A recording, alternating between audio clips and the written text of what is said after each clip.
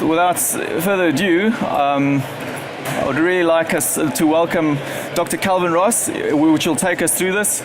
He's an expert in the field, and enjoy. Have a great time. Yeah, thanks, Warren. Okay, is that coming through at all? No? I'll try to speak fairly loudly. Oops. Okay. So really what we're seeing in recent years is a rapid growth of machine learning, particularly deep learning, and that's come about because of two main things. Really it's come about because now we're starting to accumulate lots of really deep data sets. So lots of big data that we're collecting, say in banking and finance, Internet of Things and so on. And so I'll be talking a bit today about how that applies in the healthcare space. And the other side I think that we've seen is really this growth of compute, particularly with elastic compute, as we're seeing in, say, the AWS environment, our ability to scale up models and to really build larger models and compute those. I think that's led to really that acceleration of growth of machine learning in recent years.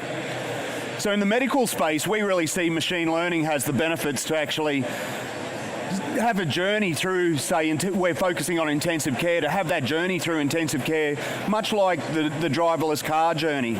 So in intensive care, we've got lots of sensors data. So we're collecting information about ECG of heart, blood pressure data. We're also collecting all the data about what drugs people have been given, what medical conditions that have been diagnosed by the doctors and so on. And from that data, we can start to learn algorithms that give us predictions about what treatments we should apply to those people. And then ultimately with the goal of getting that person discharged healthily from hospital. Right, so much like that driverless car journey, we've got lots of sensors picking up where are we on the road, how is the car handling. We then intervene with should I turn left or right, speed up, slow down to arrive safely at the journey. We see precision medicine as having that similar journey. So as I said, there's many data points now that we're collecting that we can make these predictive models into the future. I'll give you a couple of examples.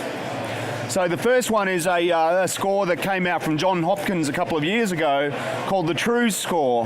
Now that looks at the medical record data that's within an intensive care data set, and it can actually predict in advance, on average 28 hours in advance of somebody preceding septic shock. So once people suffer from septic shock, high rates of mortality, about 30%, is probably the largest killer within intensive care.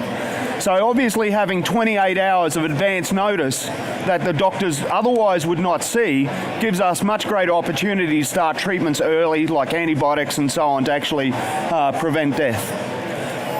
So the way those sort of machine learning models work is we look at the observations in the medical record, and then we can predict into the future from having historical cases. We can predict how those indicators might precede that septic shock is showing up into the future. Okay? So then we predict a score progressing along, and once the score crosses over the threshold, that raises an early warning score and alert to the doctors to start other treatment. Another recent advance in machine learning this year was from Stanford, which looked at high-frequency ECG data, and it can actually analyse these abnormalities in the ECG more accurately than a cardiologist can recognise them. So things like atrial fibrillation, which is a precursor to stroke and so on, we can actually monitor this from high-frequency ECG data, which are now showing up into wearables and other devices like that. And then recently, Google Brain did a study where they've taken electronic medical records, so much like the systems you see from Cerner and so on, and from that data, feeding it into a machine learning model can predict outcome, length of stay, and other data. So from that early data when a patient first arrives at the hospital. But what we find with all these models, as we build more powerful models, typically we need much more data to build those models. So particularly with deep learning, we actually need very large data sets. And really our challenge at the moment for us globally is being able to curate those data sets that other researchers can then start building these predictive models to then provide to the hospitals. So at the moment there's a few different models out there that we use around intensive care data. One of the big ones is from MIT called Mimic. It's got about 65,000 patients in it. Similarly, Philips has got 200,000. We've done some models from the Australian and New Zealand Intensive Care College have got a data set with 1.4 million patients just with their first 24 hours of stay. So we've done predictive models on things like whether you would survive cardiac arrest in intensive care and so on. But what these models suffer from is they're not very deep. The observations at best are every 15 minutes. So within Queensland Health, our data sets currently support every 1 minute we've got an aggregate statistic there. So that fidelity gives us more accurate predictions. But actually we're going that next stage further now. We actually want to dive deeper into the ECG data and into the other data that we're collecting from bedside monitors. So ECG data is coming in at 240 hertz, blood pressure at 60 hertz, and other data at that high fidelity. So you've got two challenges in data sets. One is you've got the problem of width in terms of how many patients do I have in the data set. And once you start doing a study, very quickly those data sets shrink down.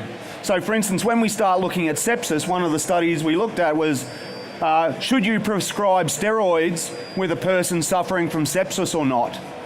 When we drill down from the 250,000 patients in our data set, very quickly just dealing with the sepsis patients that developed sepsis during their stay, that drilled down to about 14,000. And then when we looked at who actually got steroids, then we're down to another 2,000. So you can see even starting with a large cohort of patients, very quickly these data sets shrink down.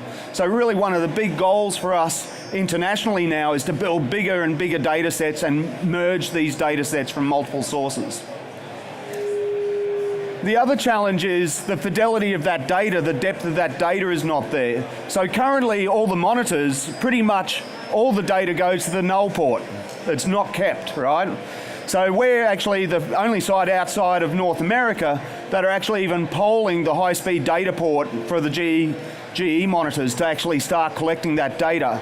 So the project, which I'll describe in a moment, is now we collect that data and we dump that into S3 and keep a permanent record of that data. So historically we can go back and look at that.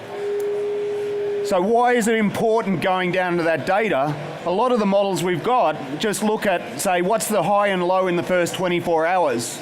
Where actually if we drill into the data, that heart rate variability has changed a lot within that 24 hours. Its shape could actually indicate the deteriorating patient quite differently. And then when we drill into each cycle, there's a lot of analytics that is already done with signal processing around this QRS cycle. Okay, so there's already a lot of research at that level. So here's some data we've got from the Gold Coast Hospital where you can see just within the I think that was a 15-minute period, you can see if we actually drill down deeper into the data, while it doesn't look very different at an aggregated level, there's quite dramatic changes in the heart rate during that period. So why is this important? Why is it important to start collecting this data at high fidelity? We know at the hospital that the wearables are coming. So yes, we're IoT'd now in intensive care, you're fully wired up and we've got this very complete data set, but really we're on the verge of, like Philips have just released their wearable patch, and that will start progressing through other units within the hospital and ultimately to once you're discharged from hospital and community care. So you can expect this discharge to home where you're still covered within an electronic medical record and treatment, even though you're now spending your next 2 weeks at home looking for that early warning score about a deteriorating patient that we need to bring them back to the hospital because of, say, an infection starting to emerge. So around the platform we've been designing for machine learning, what we see is we've got ingesting data from bedside monitors, ingesting data from the medical record systems. We need to actually process and compute that data, clean the data, add value to that data, impute missing data, and so on, and ultimately then start building machine learning models on top of that. So we need a platform of sort of map produce, and then ultimately value adding with generating new labels, new values, and so on, and feeding that back into the cycle, and ultimately to produce these different predictive models. And effectively we're at that point now where data is really that new oil. It's becoming very valuable. So to researchers, to product developers, even to larger companies like GE wanting to incorporate that into their products, they need access to this real-world evidence, real-world data to actually undertake their studies. And to point out how valuable it is, 6 years ago, two guys from Google started collecting and sanitizing data from oncology data across clinics across North America, and within 6 years, that data is now used by drug companies to conduct research to speed up their clinical trials process. That was acquired by Roche for $2 billion, just as a data collection, data sanitization company. But data requires a lot of work to prepare it. So when you first get data, particularly medical data, we've got to de-identify that data. We can't use straight identifiable data given our privacy protections that we have, not only here in Australia, but across the world. There's different jurisdictions and requirements. As I pointed out, there's often noise in the data, gaps in the data. We need to impute missing data. We need to also look at what other labels need to be added into the data. We might have labels about outcome, but we might need a board to actually go and set up our gold test set to say that we've had 300 cardiologists look at 300 patients, and that's our validation set to go and verify our models. So there's considerable value add required. So the project that we undertook with TechConnect was really to start building this platform for data collection and machine learning processing. So we've been looking at machine learning models and starting to build up models in TensorFlow and PyTorch and SageMaker and other platforms on existing data sets that we've got, but now we're also accumulating from the bottom up, collecting. The first project we completed with TechConnect was that collection of the bedside data. So we developed an open source framework together called Panacea that allows a hospital to actually connect with their GE CareScape monitors, and then that ingests the data through Kinesis Firehose into S3 buckets. Those S3 buckets are in pretty much raw format. They're containing hex code representing, for instance, ECG. You might have 5 leads of 5 different signals of ECG being recorded. You've got your blood pressure data, you've got your ventilator data, and everything being encapsulated and packetized in those raw blocks. So from that point, once we've ingested that, we sort of trigger a Lambda function to basically process that in its raw form, and then we're developing a just-in-time approach to then how do we pull that data out. Our study might need to look just at ECG data, say from lead 1. Do we now strip that out just in time and build lead 1 signals, at 240 hertz, so we can go and study and build a model around that. The next phase of our work, what we're undertaking now, is really this process of now we've got the bedside data ingested. Now we need to take our medical record data from the hospital in its identified form and de-identify that and match that up.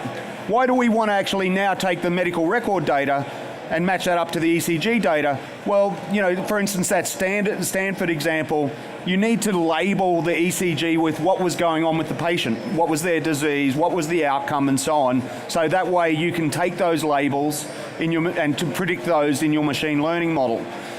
So those labels are already there in the medical record. So by actually taking the bed from where that high-speed data comes from, taking our medical record data and saying this patient who might have had, liver disease and diabetes, and we gave them, some insulin. What impact did that have on their heart rate and their blood pressure and so on? Okay, so we can build up that predictive model by combining those. But to do that, we've got to de-identify that data. As I said, we've got to then go through a process of what we do a lot is imputing missing data. For instance, weight might be a factor that's very important for your predictive model, but 40% of the cases, the weight of the patient is not recorded. So can we make a close guess to what the weight of that patient is? So that's what we call missing data imputation. And then ultimately we might generate new labels. Some labels we generate, we've got a model about can I find similar patients? So we look at the statistical model of different patients and we can say, this patient here that we're looking at, across our 40,000 patients, here's the 10 other patients that are most close to that particular patient. So we add that data to our data set by doing those calculations, and they can be picked up in later models. And then ultimately feeding that through into our predictive models. Most of our models are being built, in the AWS platform on EC2 instances. We've started looking at SageMaker now and how we might do that elastic deployment for more grid-style processing. Jupyter notebooks are very much the de facto standard in this space. Not only because of its usability as a model builder, but also as a key important element for medical research is reproducibility. And we find the Jupyter Notebook is actually becoming a de facto standard in medical machine learning. That actually gets published. You often publish your GitHub repository with your journal paper now. So Jupyter Notebooks are a key part of that component. So what are our next steps? We're de-identifying the EMR. We're actually, the first stage we're doing is working with MIT to take our Queensland Health data and provide that. We've got about another 40,000 patients to put that with MIT's 65,000 patients. We're working with Amazon architects as well to define a security model about how the jurisdictions within New South Wales and Queensland are quite different. So as we merge in New South Wales data, who can access that data under the privacy legislation? We need a security model that supports that. We've definitely found account cost management across the platform is very important. As our customers actually spin up models and process models, we need to actually have tools in place so they clearly understand their AWS costs in that process.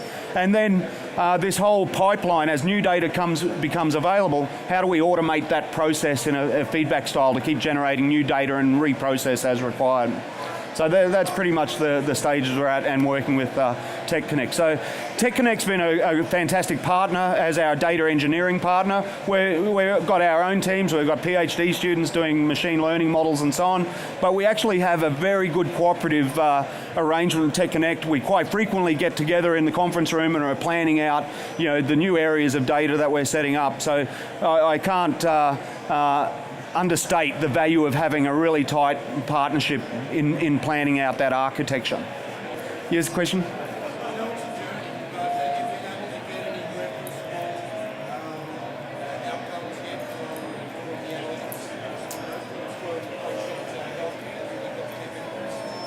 Yeah, not yet. We've done other models particularly around heart rate variability already. And really we're at that stage now of collecting the data because the deep data hasn't been turned on up until this point. So we've got 5 years of EMR data, but we actually don't have the ECG data. So we've published some papers from data that we've collected manually around, there's a study that we did around after hypoxic events, so like accidental strangulation or after cardiac arrest you suffer brain hypoxia, might cause brain death. We actually published a paper that looks at the ECG, the heart rate variability, and can predict with complete separation purely from the ECG whether that patient has actually suffered brain death and therefore you have to look at withdrawal of treatment type processes. Yeah. So we know that this data will support greater evidence for those kinds of studies. Yeah. Great. Thank you.